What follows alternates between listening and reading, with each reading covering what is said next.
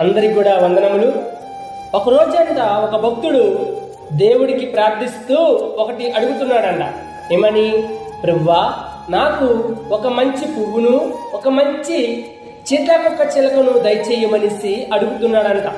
అయితే కొన్ని దినాలైన తర్వాత ఆయన వచ్చి చూసేసరికి ఒక ప్రార్థన చేశాడు కదా, దానికి జవాబుగా దేవుడు ఏం చేశాడంటే ఒక బ్రహ్మ చిపుడు మొక్కగా అలా గంగుల పురుగుగా ఇచ్చాడంట.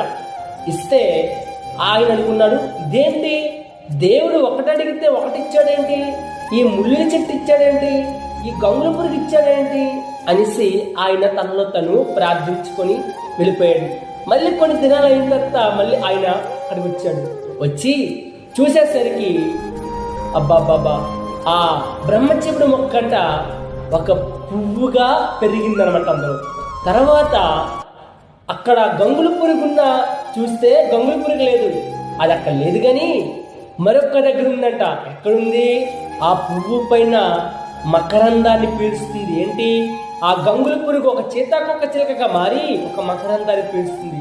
అద్భుతం, ఆశ్చర్యం అనిపించిందంట ఆ భక్తుడికి. అయితే అవును కదా, మన జీవితంలో మన ఓపికలు పరీక్షించడానికి ఆ బ్రహ్మచర్యాన్ని ముళ్ళు లాంటి పరిస్థితులను, ఆ గంగుల పురుగు లాంటి అసహ్యమైన జీవితాలను మనకి మళ్ళీ ఉండొచ్చు. కానీ దేవుడు మనం ఎప్పుడైతే విశ్వాసంతో మనం ప్రార్థన చేస్తామో వాటన్నిటి కూడా ఒక ఓపికతో మనం ఉంటామో వాటన్నిటికీ మంచి జవాబు ఇచ్చే దేవుడిగా ఉంటాడు. మొట్టమొదటి మనం ఏం చేయాలంటే, నువ్వు ఈ పరిస్థితులు ఏ పరిస్థితులు ఉన్నప్పటికైనా నువ్వు ఆ గంగుల పురుగు లాంటి జీవితం సందర్భములను, ఆ ముళ్ళు లాంటి జీవితం సందర్భములను నీ కుటుంబంలో కానీ నీ జీవితంలో కానీ రావచ్చు. కానీ మనం ఎంతవరకు ఉండాలి? ఓపికతో ఉండాలి, నిరీక్షణ కలిగి ఉండాలి.